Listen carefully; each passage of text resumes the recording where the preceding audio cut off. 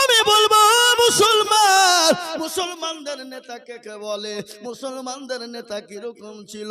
মুসলমানরা অন্য জাতিকে গালি দেয়নি, মুসলমানদের নেতা কোনোদিন তাদের গির্জা ভেঙে দেয়নি, তাদের গুরুদুয়ার ভেঙে দেয়নি, তাদের মন্দির ভেঙে দেয়নি, তাদের কোনো রকম তাদের ধর্মকে আঘাত করেনি। আজকে কেন মুসলমানদের মসজিদ ভেঙে দাও? আজকে কেন মুসলমানদের মসজিদ মাদ্রাসা ভেঙে দাও? আজকে কেন মুসলমানদের ঈদগাহ গোরস্থান দখল করে নাও? তুমি জানো না মুসলমানরা কোনোদিন কাউকে ঠগায় না, মুসলমানদের নেতারা কোনোদিন কাউকে ঠগাতে পারে না। তার কারণ একটা ঘটনা মনে পড়ে গেল। দিল্লির সম্রাট যার নাম হলো বাদশাহ জাহাঙ্গীর, হে বাবা, তিনি তো নবীর আদর্শিত ছিলেন, তিনি দিল্লির জমিনে তিনি বাদশাহ ছিলেন। একটা ঘটনা মনে হয়ে গেল বাবা, তিনি দিল্লির জমিনে যখন গভর্নর ছিলেন, দিল্লির জমিনে বাদশাহ জাহাঙ্গীর রহমতুল্লাহ আলাইহি তিনি সম্রাট। একদিন তিনার বিবি নূরজাহান, কি নাম গো? তিনার বিবির নাম কি? নূরজাহান। তিনি বাড়িতে একাই আছেন, স্বামী বাড়িতে নেই। আহা, তখন তো মোবাইলের যুগ ছিল না বাবা। আর এখন স্বামী যদি বাড়িতে 1 বছর না থাকে, বিবির কোনো যায় আসে না, মোবাইল থাকলেই হবে। কথা কয় না কেন? কথা বলে ঠিক না? ঠিক। স্বামীকে বলছে তোমার দরকার নাই, মোবাইল দিলেই হবে। কেন? আর পরকিয়া করা ভালো হবে। বুঝে না এইসব না, এইসব কার্তিক এইসব নাই নাকি? আচ্ছা, এ বাবা দরদি মুসলমান, হযরত আমিরুল মুজাদ্দিদ হযরত আপনার বাদশাহ জাহাঙ্গীর রহমাতুল্লাহ আলাইহি তিনি বাড়িতে নান। বিবি নূরজাহান তিনি একাই, ভালো লাগে না, তিনি একাই বসে বসে বাড়িতে তিনি তীর ধনুক চালায়। তীর ধনুক বুঝেন না? তীর ধনুক বুঝেন না? এখন তো তীর ধনুকের যুগ লয় বাবা, এখন ফটাম করলি বাস, নাকি বলছেন কাজ সারা। সেই সময় তীর এবং ধনুকের কাজ ছিল বাবা। বিবি নূরজাহান বড় আল্লাহ ওয়ালি বুজুর্গ মহিলা, বড় আল্লাহ ওয়ালি দিনওয়ালি মহিলা, তিনি বাড়িতে বসে বসে তীর চালায়। ইতিমধ্যে ওই পাশেই ছিল বাদশাহ জাহাঙ্গীরের বাড়ির পাশেই ছিল একটা পুকুর, আর ওই পুকুরের ভিতরে কাপড় কাচছিলেন তারা স্বামী স্ত্রী ধোবানি। আর ওই তীরখানা টপকে গিয়ে লাগবি তো না, ওই ধোবানির স্বামীকে গিয়ে লেগে যায়, তাতে ধোবানির স্বামীর মৃত্যু হয়ে যায়। কিছুক্ষণ পরে ধোবানি কান্না করে ফেললেন, হে আমার গড, হে আমার প্রভু, আমার স্বামীকে কে মেরে দিল? আমার স্বামীকে কে হত্যা করে দিল? আমার বুকের ভিতরে দাও দাও করে আগুন জ্বালিয়ে দিল। তিনি চিন্তায় চিন্তিত হয়ে গেলেন, কান্না শুরু করে দিলেন। দলে দলে মানুষ চলে আসে, হাজার হাজার মানুষ জমা হয়ে যায়। ওই ধোবানির স্বামীকে তোলা হলো, পুকুর থেকে পানি থেকে তোলা হলো। তোলার পর তীরখানা টেনে বের করলেন।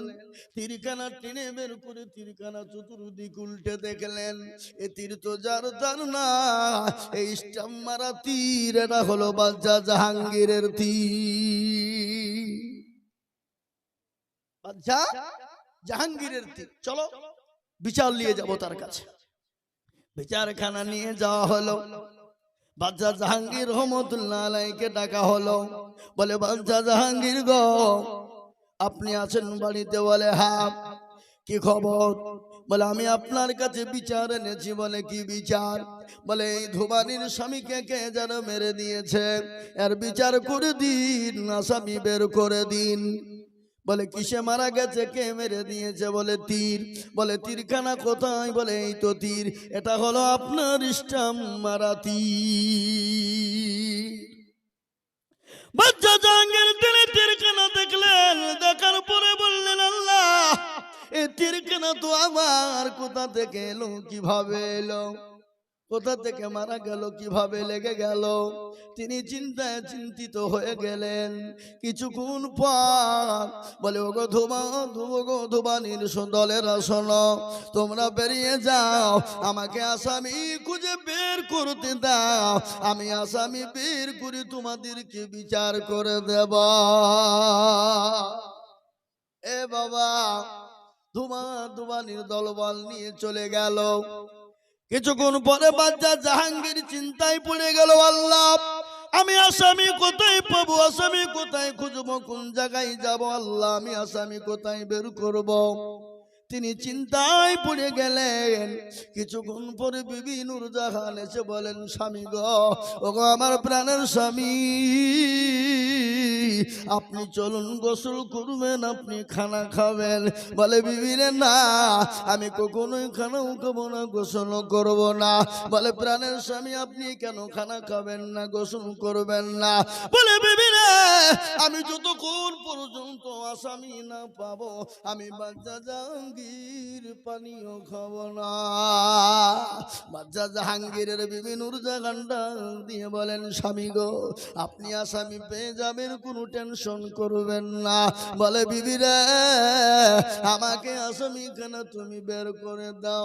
আর আসামি যদি আজকে আমি না বের করতে পারি, মুসলমানদের কলঙ্ক হয়ে যাবে, মুসলমানদের আদর্শের কলঙ্ক হয়ে যাবে, মুসলমানদের বংশের কলঙ্ক হয়ে যাবে, মুসলমানদের নবীর আদর্শের কলঙ্ক হয়ে যাবে। বিবি নূরজাহান বলে, স্বামী গো, আপনি কোনো টেনশন করবেন না, আপনি আসামি পেয়ে যাবেন। বলে বিবি রে, আমি আসামি কোথায় পাবো বলো? বলে ও বিবি, আমাকে আসামি কেন তুমি বের করে দাও। বিবি বলেন, স্বামী গো, আপনি যদি আসামি পেয়ে যান, আপনি কোরআন এবং হাদিসের দিকে বিচার করবেন না, আপনি আপনার আত্মীয়র দিকে বিচার করবেন? কোনটা? আপনি আপনার হাদিস কোরআনের দিকে বিচার করবেন না আপনার আত্মীয়র দিকে টেনে বিচার করবেন? আসামি পেয়ে গেলে আমরা কি করি? নেতা বলেন, মা বলেন, বাপ বলেন, মন্ত্রী, এমএলএ, এমপি বলেন, যেই হোক না কেন, সবাই কিন্তু নিজের দিকে টেনে বিচার করে। করে কিনা জোরে বলুন, কথা বলে না? সবাই কিন্তু নিজের দিকে বিচার করে বাবা। বাচ্চা জাহাঙ্গীর বলে, বিবি রে, কোরআন এবং হাদিসের দিকে বেশি জীবনের মূল্য নাই, দাও নাই। ও বিবি শোনো, কোরআন এবং হাদিসের বহু দাম। ও বিবি, আমি কোরআন হাদিসের দিকে বিচার করব। এমনকি তুমি আমার বিবি নূরজাহান, যদি তুমি বিচারক হয়ে যাও, তুমি যদি আসামি হয়ে যাও, আমি তোমাকে পর্যন্ত ছেড়ে দেব না। বিবি মুচকি গেছে, বললেন, স্বামী গো, আপনি আসামি পেয়ে গেছেন, চলুন গোসল করবেন, খানা খাবেন। বলেন, আরে বিবি না, আমি যতক্ষণ পর্যন্ত আসামি না পাবো, আমি ততক্ষণ পর্যন্ত খানা খাবো না। বিবি বলেন, স্বামী গো, আসামি পেয়ে গেছেন, আসামি অন্য কেউ না। বলে, কে আসামি? বলে, আপনার বিবি, আপনার অর্ধাঙ্গিনী বিবি নূরজাহান। বলে, বিবি রে, আসামি কি করে হয়ে গেলে তুমি বলবা, বলবা।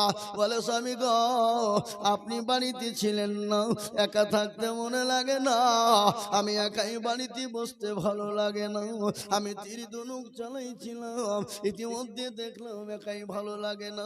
আর ওই তীর চালাতে গিয়ে টপকে গিয়ে ওই পাশেই ছিল পুকুর, আর ধোবানি ছিল, তাতে ধোবানির স্বামীকে লেগে যায়, তাতে মারা যায়। বাচ্চা জাহাঙ্গীর বলে, আরে মারতে গেল হরিণ, লেগে গেল মানুষ, কিছু যদি পয়সা দেওয়া হয় তাহলে হয়তো ফিদিয়া আদায় হয়ে যাবে, কিন্তু না না না, আমি বাচ্চা জাহাঙ্গীর যদি পয়সা দিয়ে ফেলি তাহলে বলবে বাচ্চা জাহাঙ্গীর টাকা ছিল, পয়সা দিয়ে বিবিকে বাঁচিয়ে নিয়েছে।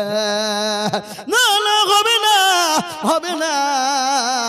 বাচ্চা জাহাঙ্গীর গোসল করে খানা খেয়ে নামাজ আদায় করলেন, তাদেরকে ডাক দিয়ে বললেন, ও দোবানির দলেরা, আসামি পেয়ে গেছি গো, তোমাদের বিচার খানা সঠিক ভাবে করে দেওয়া।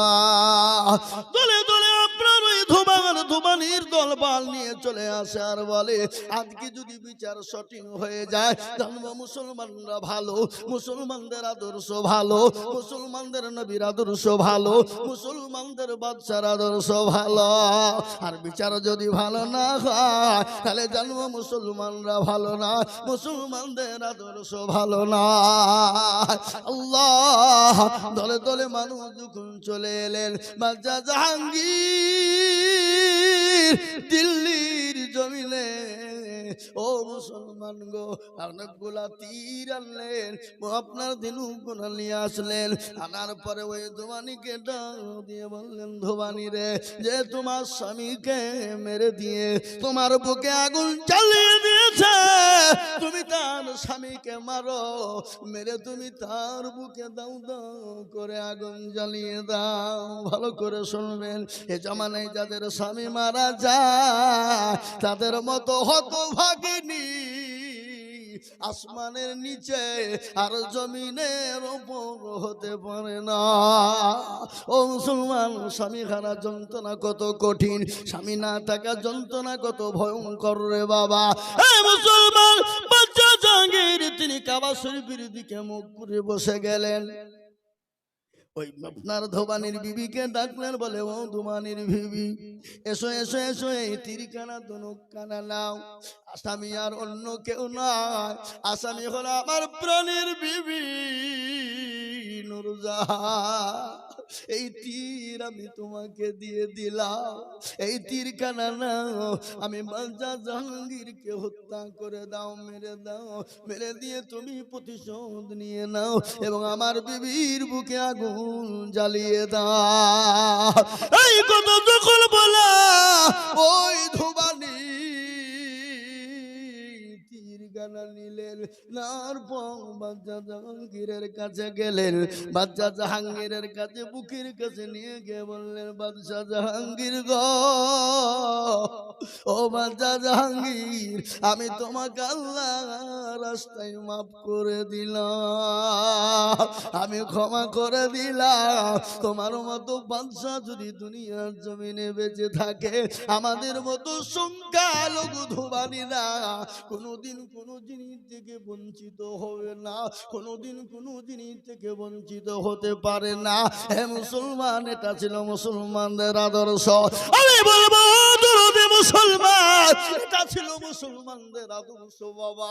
আজকে দুনিয়ার জমিনে, ভারতবর্ষের জমিনে আজকে যারা নেতা হয়েছে, আজকে যারা মুসলমান যারা নেতা সেজে বসে আছে, দেশের মুখ্যমন্ত্রী, প্রধানমন্ত্রী, দেশের স্বরাষ্ট্রমন্ত্রী, যারা আজকে ইসলামকে নিয়ে কুরুচিকার মন্তব্য করে, ওই অর্জুন সিং বাপের চারণ সন্তান, কুলাঙ্গার সন্তান, সে বলেছে কিনা তাদের দুর্গ পুজো করা যাবে না, তাদের মূর্তি পুজো করা যাবে না, এটা কোরআনে নিষেধ আছে।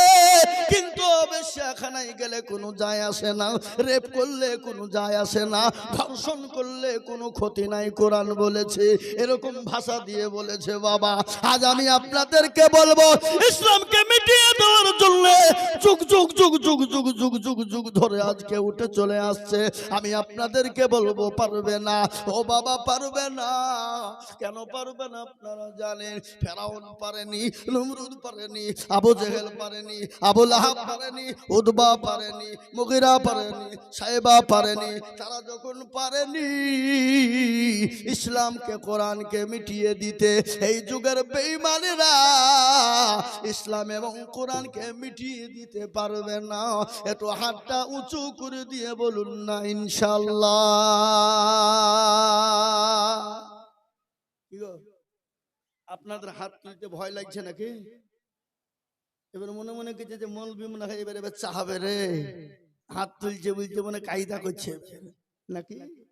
না রে বাবা না, আমি তো চাইবো, কি চাইবো কিনা, আমি আইজুল হক, বাড়ি আমার সীতানগর গোধনপাড়া,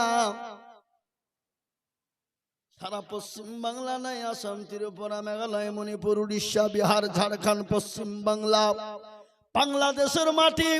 এ দেখেন আমার পকেটে ডায়েরি, এখনো পর্যন্ত বুকিং রয়েছে 280টা জালসা। আমি আপনাদেরকে গল্প করে বলি নাই, রমজান মাসের আগাদিন পর্যন্ত একটা দিনও ফাঁকা নাই। এটা আল্লাহর রহম করম, এটা মানুষের ভালোবাসা, এটা মানুষের মহাব্বত। প্রতিদিনের জন্য 200-250 করে জালসার ডেট আছে। বলে হুজুর একটা ডেট দেন, বলে নাই রে বাবা, আগামী বছর করো। 2026-এর নভেম্বর, অক্টোবর তুমি চাও, বলে হুজুর তাই লিখেন, আজ 3 বছর থেকে আপনাকে পাই না। ইনশাআল্লাহ লিখে রাখেন, আগামী 2026 অক্টোবর, নভেম্বর, ডিসেম্বর লোড হচ্ছে বাবা। এটা আমি আপনাদেরকে গল্প করি নাই। আমি আজিজুল আপনার না জানি কিছু, আমার কোনো ইলম নাই, কোনো জ্ঞান নাই, কোনো বুদ্ধি নাই, কোনো বিবেক নাই। এ বাবা এটা আল্লাহর বড় দান বাবা। পৃথিবীর কেউ যদি আমার উপরে হিংসা করে, পৃথিবীর কোনো মানুষ হিংসা করে কিছুই করতে পারবে না। আল্লাহ যাকে দিবে পৃথিবীর কেউ তাকে ঠকাইতে পারবে না। পারবে গো? কথা বলেন না কেন? পারবে? পারবে না বাবা। মুসলমান দরদি, তাই আপনারা মনে করছেন হয়তো হাত তুললে বিপদ হয়ে যাবে।